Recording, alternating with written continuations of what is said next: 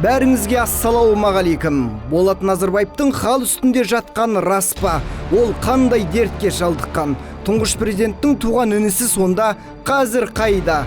Ол Али Банат сияқты байлығын халыққа таратып бере ала ма? Небәрі 33 жасында өмірден өткен атақты миллионер Али Банат жайлы естідіңіз бе? Жиған тергенін жай ғана халқына үлестіре салған тағы қандай байлар бар? Мұны сізге білген дұрыс. Ел арасында Болат Назарбаевтың жағдайы мүшкіл екені гу-гу әңгіме боп тарағанына біраз болды. Оның хал үстінде жатқан туралы жап-жаңа фото-видео Экспресска сайтына келіп түскен.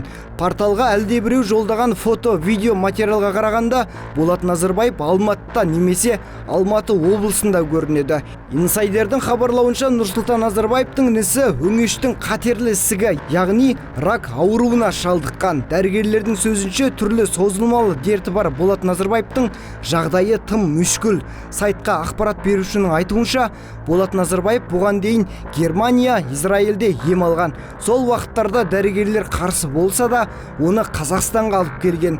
Ақпар берушілер кейінгі кездері Болат Назарбаев кәсібіне, айналасындағы адамдардың әрекетіне араласпағанын айтқан. Ағайының бай болса, шайнағаның май болар дейді қазақ. Бізде шірген байлар көп, бірақ халықтың солардың шарапатын көрген шамалы. Ол байлыққа әркім әрі қалай жетті. Өзге байды қайдам, Болат Назарбаевтың есепсіз байлық жинауына туған ағасының президент болған әсер еткені айдан анық. Оны біз де, сіз де жақсы білеміз. Оны Болат Назарбаевтың өзі де жақсы біледі екен. Хал үстінде жатып әптен ойланған бөкең ақыры жиған тергенін түгел халыққа таратып беруді шешіпті деп сүйіншілейтін күн тусын. Бұл әзірге жай ғана қиял, арман ғой. Кім біледі, Назарбаев 33 жасында өмірден өткен атақты бай Али Банаттың әңгімесін естіп, мүмкін ойланып қалар. Сол сияқты байлығын халыққа үлестіріп беріп, елдің алғысы мен ықыласынан артық ештеңе жоқ екенін түсінер. Али Банат деген кім болған деп отырған шығарсыздар. Ендеше сол туралы айтайық. Али Банат австралиялық кәсіпкер, миллионер, 1982 жылы дүниеге келген. Дәулетті отбасынан шыққан, әке-шешесінің көмегімен жастайынан кәсіпкерлікті бастаған, кәсіптің көзін тапқан. Бұл кедей бай құдай болсам дейтін заман ғой.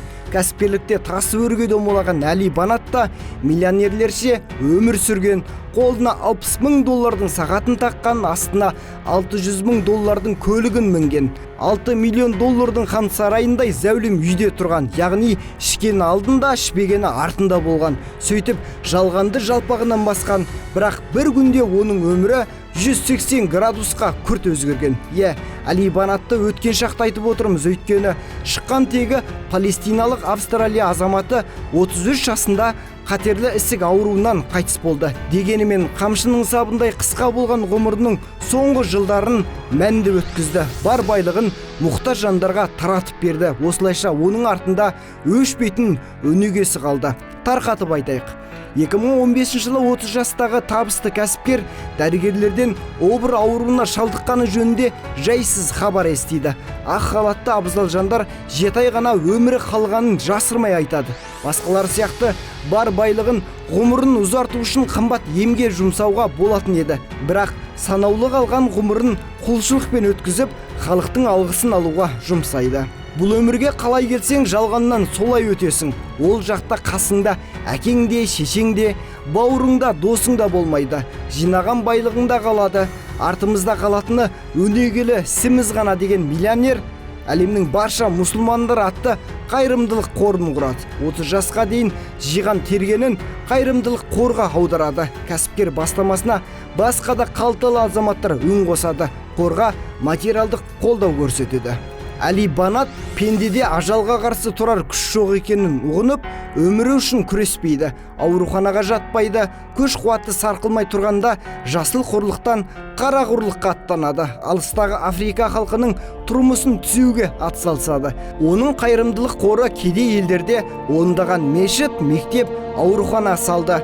Бір жұтым суға зар болғандардың мәселесін шешті. Жетімдерді де елеусіз қалдырмады.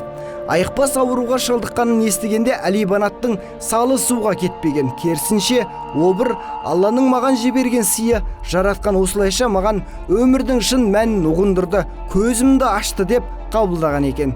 Сонда ақтық демі таусылғанша мұқтаж жандарға қол ұшын созды, қымбат мүліктерін кедейлерге таратты.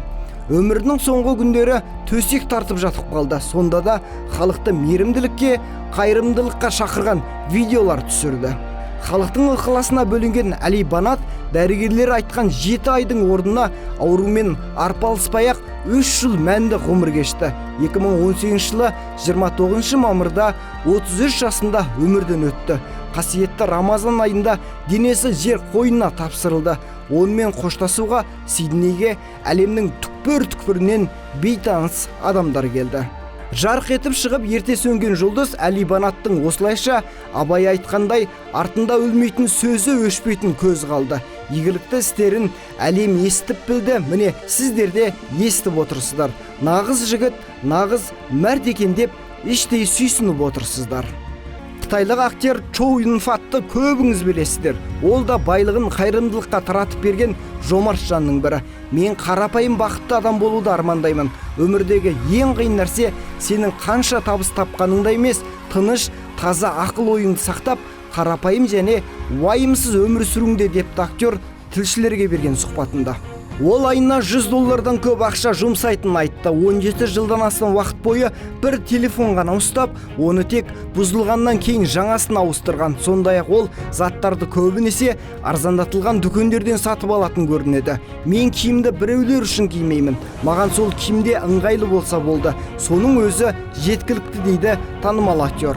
Оның байлығы шамамен $714 миллион құрайды екен. Міне, өмір осындай адамдармен ғажайып. Шіркін, қазақтың байлары да өзі аз қазағын жарылқап сүйеу болса ғой.